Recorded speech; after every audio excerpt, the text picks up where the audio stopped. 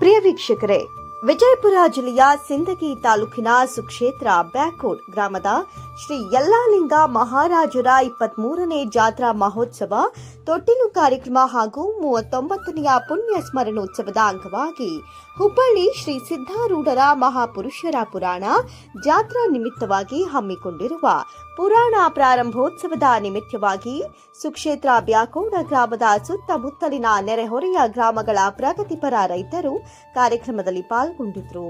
ಅಲ್ಲದೆ ಎಲ್ಲ ಸದ್ಭಕ್ತ ಮಂಡಳಿ ಕೂಡ ಕಾರ್ಯಕ್ರಮದಲ್ಲಿ ಪಾಲ್ಗೊಂಡಿದ್ರು. ಕಾರ್ಯಕ್ರಮದಲ್ಲಿ ದಿವ್ಯ ಸಾನ್ನಿಧ್ಯವನ್ನ ಶ್ರೀ ಪ್ರಭು ಸಾರಂಗದೇವ್ ಶಿವಾಚಾರ್ಯರು ಸಾರಂಗಮಠ ಸಿಂದಗಿ ಅವರು ವಹಿಸಿಕೊಂಡಿದ್ರು.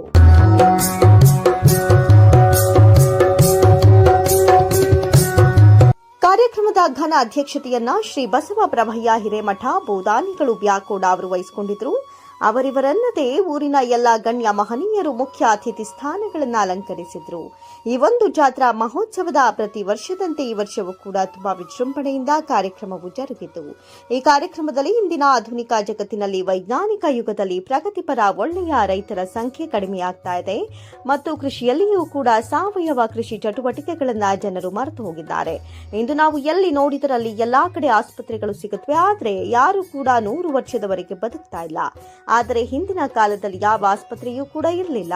ಜನರು 100 ವರ್ಷಗಳ ಕಾಲ ಯಾವುದೇ ರೋಗ ರುಜಿನಗಳಿಲ್ಲದೆ ಸುಖವಾಗಿ ಬಾಳ್ತಾ ಇದ್ರು ಅಂತ ನ್ಯೂಸ್ ಚಾನೆಲ್ಗೆ ಜಾತ್ರಾ ಕಮಿಟಿ ಅಧ್ಯಕ್ಷರಾದ ನಿಂಗಪ್ಪ ಧರ್ಮಣ್ಣ ಬಾವಿಕಟ್ಟಿರವರು ತಿಳಿಸಿದ್ರು.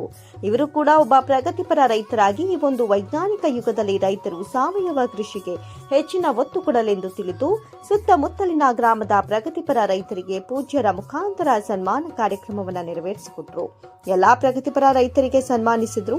ಪೂಜ್ಯ ಶ್ರೀ ಸಾರಂಗ ಪ್ರಭುದೇವ್ ಶಿವಾಚಾರ್ಯರು ಜಾತ್ರಾ ಕಮಿಟಿ ಅಧ್ಯಕ್ಷರಾದ ಪ್ರಗತಿಪರ ರೈತರಾದ ಶ್ರೀಯುತ ನಿಂಗಪ್ಪ ಧರ್ಮಣ್ಣ ಬಾವಿಕಟ್ಟಿ ಅವರನ್ನ ಶಾಲು ಹೊದಿಸಿ ಸನ್ಮಾನಿಸಿ 100 ಕಾಲ ಸುಖವಾಗಿ ಬಾಳಲೆಂದು ಆಶೀರ್ವದಿಸಿದರು. ಮತ್ತು ಕಾರ್ಯಕ್ರಮದಲ್ಲಿ ಪಾಲ್ಗೊಂಡ ಎಲ್ಲಾ ಗಣ್ಯ ಮಹನೀಯರು ಮತ್ತು ಸಕಲ ಸದ್ಭಕ್ತರು ಚಪ್ಪಾಳೆಯ ಮುಖಾಂತರ ಇವರನ್ನ ಅಭಿನಂದಿಸಿ ಆಶೀರ್ವದಿಸಿದರು. ವರದಿ ಶ್ರೀ ಶೈಲ್ ಗುರಗುಂಡಗಿ, ವಿಜಯಪುರ.